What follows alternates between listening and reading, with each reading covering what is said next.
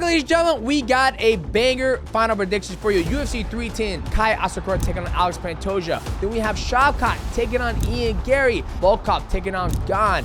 Weidman taking on Eric Anders. And Movsar taking on Aljo. Who do I have winning these fights? I got Boom! What's going on, ladies and gentlemen? Welcome back to final predictions of UFC 310. We got a full stack card, ladies and gentlemen, and we're going to start at the very beginning. We're going to start with Weidman taking on Eric Anders. Now, obviously, these guys were supposed to meet 3 to 4 weeks ago. Obviously, that fight didn't happen because Eric Anders got sick the day of the fight. They both weighed in, and obviously, Weidman was very devastated that he wasn't able to make his full pay that night, but they're going to run it back 4 weeks. Now, when I look at this fight, the biggest thing is you look at Weidman. He's been in the game for so long. We had him on the Mighty Cast, 30 surgeries, and the man is still excited to fight. I told him if my black ass had 30 surgeries, my black ass would not be fighting anymore, right? But he's super excited to continue to fight. Now, you look at Eric Anders, he's still younger. You know, obviously, I'm not sure why he pulled out of the fight, but, you know, obviously he's sick, and now he's feeling more refreshed to make it to the octagon this time. Fingers crossed that he makes it. The biggest thing I look at this fight is that can Weidman absorb damage from a younger opponent? That's the biggest thing. Like, when I look at the keys to victory for these two gentlemen, it's kind of hard because Weidman can go anywhere. They're both great grapplers, and I know Eric Anders has done some jiu-jitsu competitions in IBJJF, so he's pretty well-rounded, but I feel both these guys are well-rounded. If there's one key to victory that I can give for each guy is one for Weidman, use your experience. You've had years and years of experience of fighting at the highest level as a world champion, and then don't try to suffer any damage because we don't know what your body's going to do at 40 years old when you get hit by a younger opponent. Now we look at Eric Anders.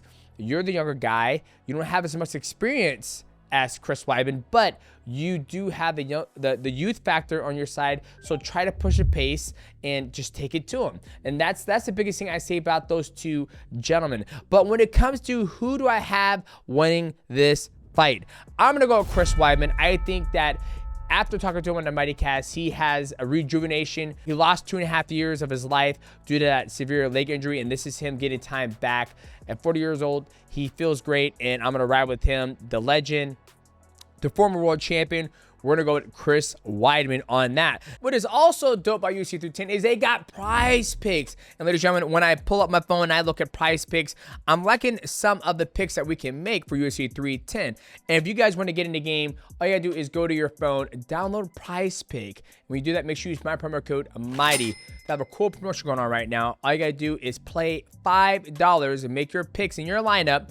No matter what happens in the fight, you're going to win $50. So when I look at it, we already locked in some of these bad boys. You have Alex Pantoja. Do you think he's going to land 4 takedowns on Kai Asakura? Kai Asakura has a great takedown defense. He's very good on the feet. That's what he relies on, to stand on his feet so he can knock out his opponents. Do you think Alex Pantoja is going to land 4 takedowns? Now, typically when Alex Pantoja lands a takedown, he goes to the back and he's able to start his submission game. So I like less on that because he's got to land 4 against a guy who has great takedown defense. We saw Merab and Kai Asakura spar, and, you know, Merab had a little bit of a hard time at keeping him to the ground because he bounced very well. Also, you have Shavkat. Do you think Shavkat's going to land 2 takedowns? I like more on that. I think Shavkat is a 5-round fight, and I think that's one area that he can get Ian Garry. And all he's had to do is land 2 takedowns, so I want more with that. Or even for fight time, they even have Alex Pantoja taking on Kai Asakura.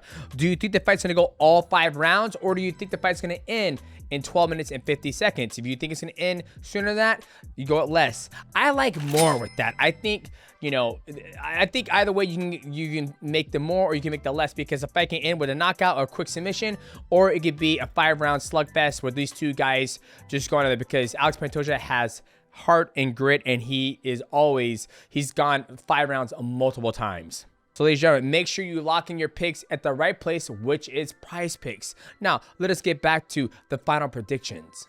Aljo, Funk Master Sterling taking on Movsar. Now, this is a very intriguing matchup because I feel this one has title contendership written all over it. You have Movsar, who's undefeated, no losses whatsoever. He's been beating everybody in the division. And then you have Funkmaster Aljo coming up to 145, former champion, the only athlete under the UFC banner to be a world champion in the bantamweight division to defend the belt 3 consecutive times. I know 3 consecutive times. That sounds like a lot when your boy does 11. But this isn't about me. Now, when you look at Aljamain Sterling and Movsar, these guys are both grapplers. But when you look at the two difference, you look at Aljamain Sterling, when he gets people down on the ground, he's not content with staying inside the guard. He's looking to posture up, throw big shots, looking at pass guard, get your back, body triangle, and looking to finish. I've grappled with Aljo, and when we grapple, this man is, you know, one, he's fucking massive. He's way bigger than me. He gets my back. He submits me from the back. He gets me in an arm bar. When I feel that type of grappling, and then when you look at Movsar, when he fought Diego Lopez, he almost got finished. He almost got caught in a couple submissions when Diego Lopez was off his back, you know, because we know Movsar, he's very content in staying inside a guard, and he hasn't really finished anybody when he gets him down to the ground. So for me, that tells me that he's looking just to control the fight, beat you up from when he's in your guard, not looking to pass, not looking to take your back, not looking to mount, armbar, triangle, get a submission game going off. Where I think Aljo, if he gets you down, he's looking to finish you, and he's also looking to submit you. But when we look at the keys to victory for these gentlemen, Aljo's just got to be funky. He's going to go out there and have he has a unique way that he moves on the feet. He doesn't have the traditional way of rhythm where he's popping people. He moves, he's long, he throws unorthodox, kicks, same side kicks. That's the first key to victory, is be funky. Second key to victory, do not get away with what makes you one of the best in the world, which is being a backpack. Just because Movsar is good at grappling and wrestling doesn't mean you have to negate what you do or neglect what you do, which is your wrestling is great, your jiu-jitsu is phenomenal. I felt it. Mikey Misimichi has felt it. You use that jiu-jitsu, you take him down, you get his back, you lock at the body triangle, and then you start to ground and pound, or you transition into doing a armbar from the back or triangle from the back, whatever. You know what to do when you get your athlete down to the ground. The third key to victory is use your experience. You have fought the best of the world, where Movsar has not. You fought Tejo Dillashaw. You fought Peter Yan. You have fought the best, and you've been a world champion. You fought Sugar O'Malley. You made mistakes in your career where you were able to take a step back and look and see, okay, what did I make a mistake on when I fought Sugar O'Malley, which was trying to get across the void without walking across the void, right? And you also train with Marab, so you have the perfect recipe to come out on top against Movsar. Now, when we look at Movsar, I feel Movsar is I feel like he's a dark horse in the division. What do I mean by that? He doesn't get a lot of shine, not a lot of love. Ilya Topuria said the guy can't finish nobody, so he doesn't deserve a title shot. So he's kind of like we don't know too much about him because I haven't done a much study tape on him. But when you look at him, you cannot neglect the fact that the man is undefeated and he's, won all his fights in UFC. So for Movsar's just got to go out there and do what he does best, which is smother people, get across the void, try to get your hands on Aljo, take him down, pass his guard, and just grind him, which you've done to all your previous opponent, which is out-grind them and make it difficult for them to, deal with your forward pressure. Another key to victory is be mysterious. Like I said before, obviously Aljo is studying all of his tapes. Is he going to come out there and show something different? Is he going to, bang on the feet? Or is he going to just try to, frustrate Aljo and try to succumb Aljo into a wrestling match and try to beat him there? Who am I going to pick to win this fight? I'm going to go with our friendly friend, Aljamain Sterling. I think Aljo is just too funky. Aljamain Sterling has fought the tougher competition, and I think Aljo's coming to his own. He's had a better weight division for him. He's not cutting all the way down to 135. He's fighting at 145, where I think his body enjoys that cut a lot more, and I think Aljo has more tools in his toolbox in order to get the victory done. So we're going to Aljamain Sterling. Now let's move to another fight on the card, where this fight I didn't really have my eyes on it until I sat back, talked to the Mighty Cast team, Michael Wandover, Nick Pappas, was talking to my guys, and I was like, man, this fight, Gane taking on Volkov, is a very intriguing fight, because we don't know if Tom Aspinall is going to fight John Jones, or if John Jones is going to go fight, Alex Pereira. We don't know. So this fight between Volkov and Gane could be potentially the next opponent for the champion Tom Aspinall. And now when you look at this fight against Gane and Volkov, these gentlemen have actually fought 3.5 years ago, with Gane getting the victory over Volkov. But since then, Volkov went off, fought Tom Aspinall. He lost Tom Aspinall, but now he's on a tear. He's on a 4-fight win streak. Now, since these guys have fought before, who has developed and gotten better since the first time they met? Gane has fought the best of the best. He's fought Francis Ngannou. He's fought John Jones, and Volkov has fought the best of the best as well. He hasn't fought the caliber that, you know, Gane has with John Jones and Francis Ngannou. Now, when you look at the keys to victory for Ciryl Gane, one, be athletic on the feet. I feel you do move better on the feet with your bladed stance and throwing your kickboxing in there as well. And I think that can give Volkov a little bit, you know, have a little hard time keeping up with your athleticism as a heavyweight. Two, don't always rely on your stand-up. Do what John Jones did to you. Take him down. Take him to a different territory where he would not expect you to do. If Ciryl Gane was to go out there and do a blasting double leg, I think Volkov would be thrown totally off guard. And the third thing, use your experience, which you have done against when you had your fights with Francis Ngannou and John Jones. I believe the Francis fight went all 5 rounds. That was a great fight. And you look at Francis now, he's knocking people out. Use that to your ability to get this victory over Volkov. Now, when you look at Volkov, a key to victory for him is to be dynamic on the feet. He tends to have a little more slower, plodding style of going about his fights. Great kickboxing, long, rangy, and he tends to put his combinations together very well. Hurts his opponents and then ends up going to the body. Another key to victory is obviously take the fight to where Gane would not expect it, which is taking him down. We've seen previous in his fights when he's fought Francis and when he fought John Jones, he had no answer. The submission that John Jones got Gane in was a very, very low level white belt submission that you can defend very easily. So obviously, I'm not sure how much grappling Gane has done in these past couple fights, but I think he's still susceptible to very easy submissions. And 3, go out there and have fun. I know that's this is a big moment in both these guys' career, but I think for both a key victory for both these guys is go out there, have fun. Don't put a lot of stress on the fight, because yes, after you guys win this fight, whoever wins this fight could be potentially the next opponent for Tom Aspinall. But who do I have winning this fight? I'm gonna go with Gane. I think Ciryl Gane has done so much in the division. He's very athletic. I like how he's light on his feet. The only thing I don't like that he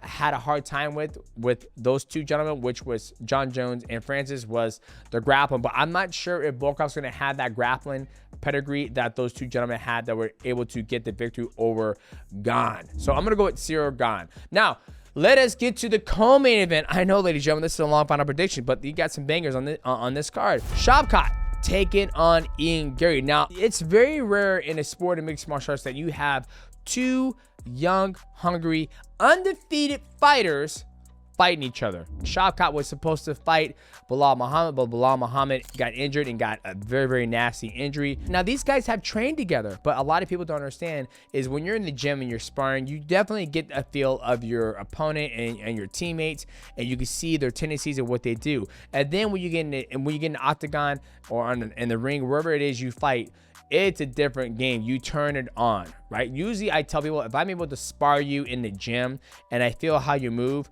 9 out of 10 times, if I'm giving it to you in the gym, I'm going to give it to you in the octagon, because my speed and my awareness, everything's going to be 10 times sharper. Now, let's look at this fight. Both undefeated, both great strikers. I love Shavkat's pressure, what he does. He throws combinations, he stays in there, and he does very well of using the void. Like, he uses the void, he throws a kick, he comes inside the void, he goes for a clinch, and then depending on what the opponent does, if the opponent starts blocking for the knees, he throws a beautiful elbow, and then the opponent moves away, he throws kicks and punches, and he stays there. I really love what Shavkat does inside the clinch. And as you guys know me, I love the clinch game if you watch my whole entire career.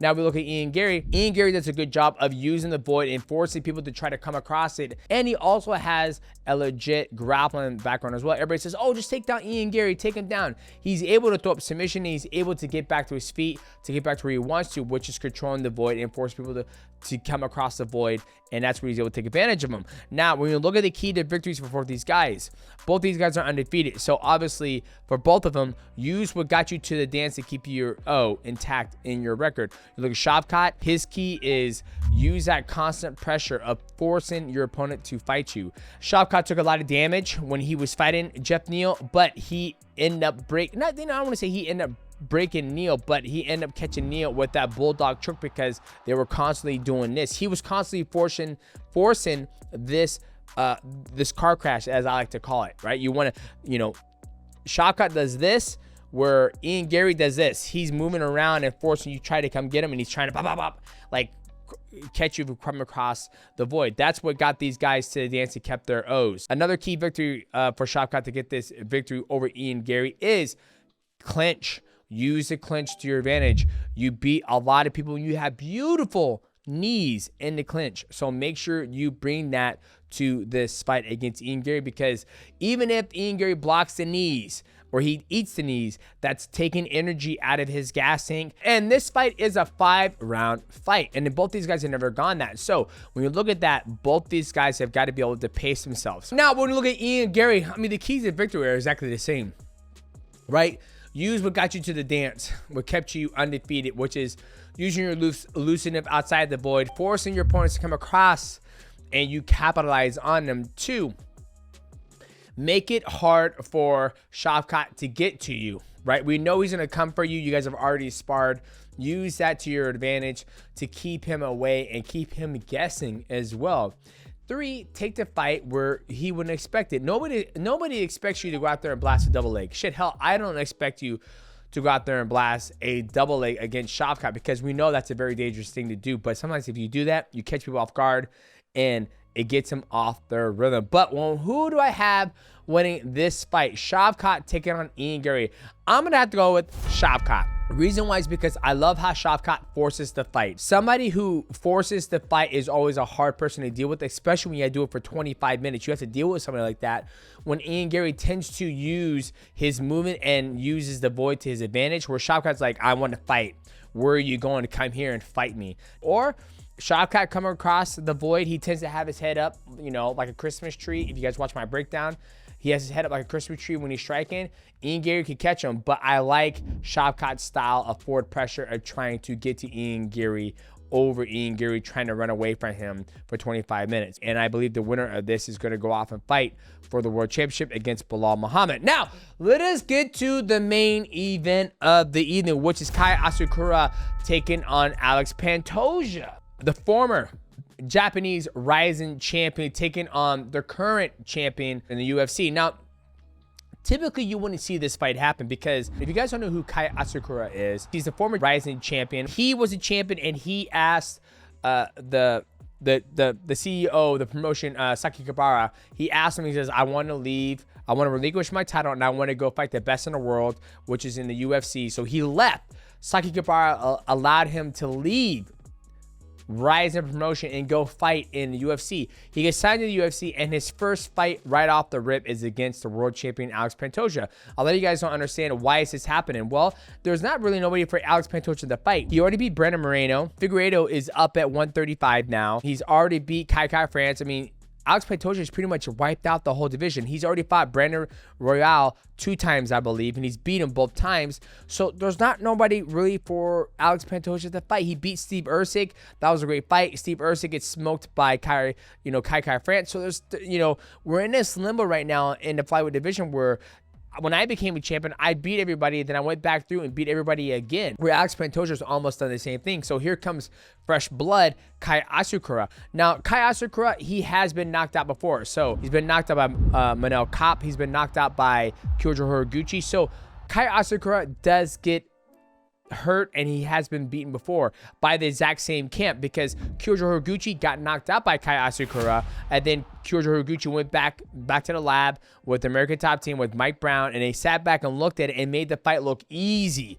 And I mean easy. That's the first thing Kyoji Horiguchi said when he beat Kai Asakura the second time. He goes, "That was easy. Easy." And so you guys got to go back and do the homework and see how this match was going to be. Now, Alex Pantoja and Kyoji Horiguchi train together, so they have the perfect blueprint to beat Kai Asakura. If they go back and watch that fight and be like, hey, all we got to do is kick his leg, because he wants you to come across the void and he's going to knock you out. He wants to force you to take a bad shot. Kai Asakura is very dangerous on the feet. not saying he is not, but they have a perfect game plan to beat him. So let's look at the keys to victory for these gentlemen. Kai Asakura, he has got to be slick on his feet. He has to force Alex Pantoja to make a very bad decision or come across that void. And when he capitalizes and he hurts him, don't rush it. Because if you rush it, you're going to rush it, and he's going to get the shot, he's going to get a takedown, he's going to live on your fucking back, and he's going to end up submitting you. Force Alex Pantoja to make a bad decision, right? Obviously, come across the void, you capitalize there, and then if he can't find you, he takes a bad shot, you could throw a flying knee or whatever you can. The biggest thing, too, from coming from Ryzen, from coming from to the UFC, is that you cannot kick a down opponent. You can't knee a down opponent. So he's got to make sure he is careful with that rule set. And third, live in the moment. You were a world champion in Ryzen, and now you're coming to the UFC. Live in a moment, because nobody really gets a big opportunity like this to be able to come to the UFC and get as much love he's getting already on social media. ESPN, MMA has been breaking him down, all that stuff. I broke him down. Take advantage of the opportunity and try to shock the world that nobody knows who you are. If you're able to do this, he'll be the first Japanese world champion in the world, because Kyoto Horiguchi was never a world champion, or Yushin Okami was never a world champion in the UFC as a Japanese artist. So this is your opportunity to be able to, shock the world. Now, when we look at the champion, Alex Pantoja, who I've always thought was a dark horse of the division, even when I was there. Now, when we look at the keys of victories for Alex Pantoja, the biggest thing is, look at that blueprint. You guys have already beat this man before, and Kyoto Horiguchi made it look easy. And he even said it was easy. So use that blueprint that Kyoto Horiguchi did against Kai Asakura. I understand that you and Kyoto Horiguchi don't have the same skill set, but you have a blueprint. Follow that. The second key to victory is use your Brazilian Jiu-Jitsu. Your grappling is probably your strongest suit in your game. Your relentless pressure, pace to get the fight to the ground. Once you get him down to the ground, everybody you've gotten down to the ground, you out grapple them, you get their back, you body triangle, and then you look for the finish. And he can do that, right? And I think as long as you don't make a mistake trying to get across the void, then you shouldn't have a problem with that. And the third key to victory, use the drive, determination, and that passion to get you through this fight, because I believe it can be a rough fight. Right? I believe you fighting somebody who's bigger, longer, better on the feet, you're gonna go through some bumps and valleys to get to Kai Asakura, right? Or you might not. But I always have to put it in the back of my head when I would fight, like, it's gonna be a rough night because this person is good. When I fought John Dodson, I'm like, it's gonna be a rough fucking night.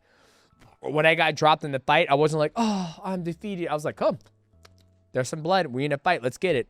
If he has that same mentality and thought process in this fight against Kai Asakura, this will guide him to that victory. Now, who do I have winning in the main event against Kai Asakura taking on Alex Pantoja? I'm going to go with Alex Pantoja.